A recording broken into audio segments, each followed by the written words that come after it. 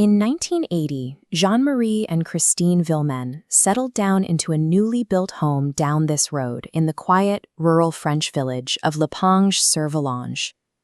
Jean-Marie had recently been promoted to a factory foreman, and by all accounts, they were building a happy, successful life. But soon after that promotion, their quiet life was interrupted.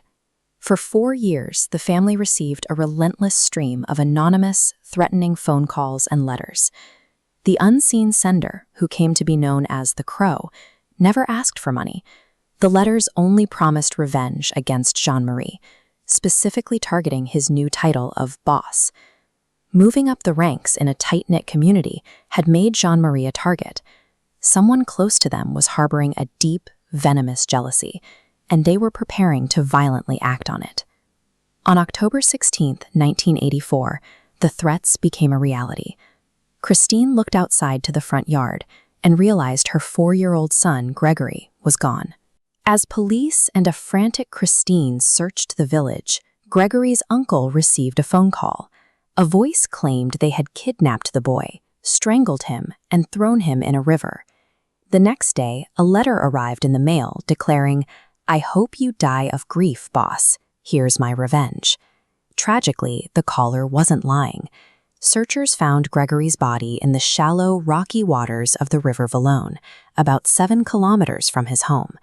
He had been drowned, with his hands and feet bound by rope, and a wool hat pulled down over his face.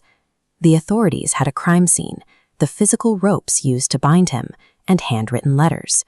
All signs pointed to the extended family, but the police couldn't pin down a definitive suspect. Having a wealth of physical evidence doesn't guarantee a conviction. If investigators lack the scientific tools to properly interpret those clues, that evidence can actually lead them down a devastatingly wrong path. This diagram illustrates how early handwriting analysis was performed in 1985. Investigators attempted to isolate specific ink strokes, letter curvatures, and pen pressure from the Crow's letters to match them against writing samples from the family. Based on these subjective comparisons, forensic experts confidently concluded that the exact shape and flow of the ink pointed directly to Jean-Marie's cousin, Bernard Laroche. To secure an arrest, police paired this shaky handwriting analysis with witness testimony, heavily pressuring Laroche's 15-year-old sister-in-law into corroborating their theory. The case quickly fell apart when the teenager recanted her statement, revealing it had been coerced, and a judge eventually cleared Laroche. But Jean-Marie refused to accept this. Convinced the experts had been right the first time, he tracked Laroche down at work and shot him dead. The police's reliance on flawed forensic interpretation didn't solve Gregory's murder. Instead, it stalled the investigation and turned a grieving father into a murderer himself. Following Laroche's death, the exact same handwriting experts ran a new analysis and announced a shocking new conclusion. In March of 1985, they claimed that Gregory's own mother, Christine, was actually the author of the threatening letters.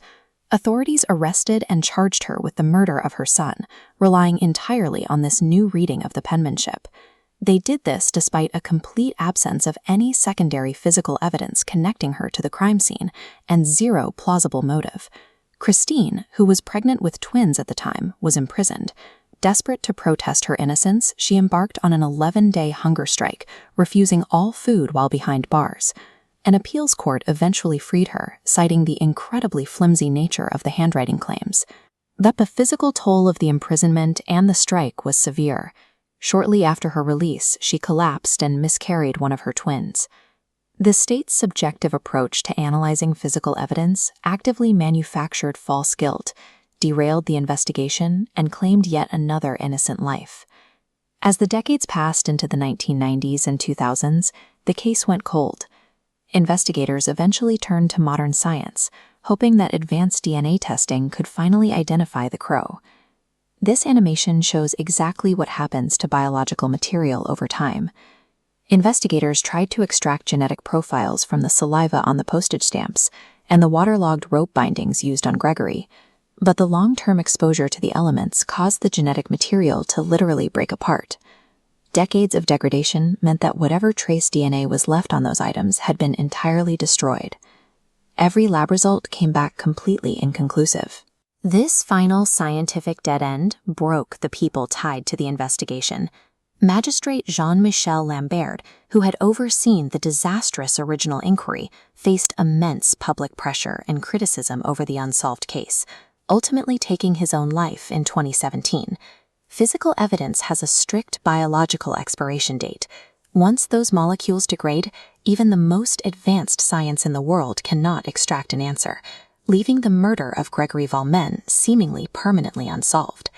In December of 2020, French authorities reopened the case one more time, but instead of testing the physical fibers of the paper or the ink, they abandoned physical evidence altogether, mapping the author's linguistic fingerprint by quantifying syntax, punctuation habits, and regional colloquialisms.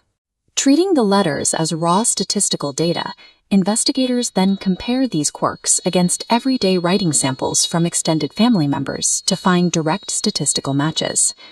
Using this method, police have officially identified a brand new suspect, though their name has not yet been released to the public. Subjective interpretations of physical evidence tore the Villemin family apart in 1984. But by treating these anonymous letters as raw data rather than physical artifacts, authorities are finally closing in, ensuring that whoever the crow is, they can no longer hide behind their words.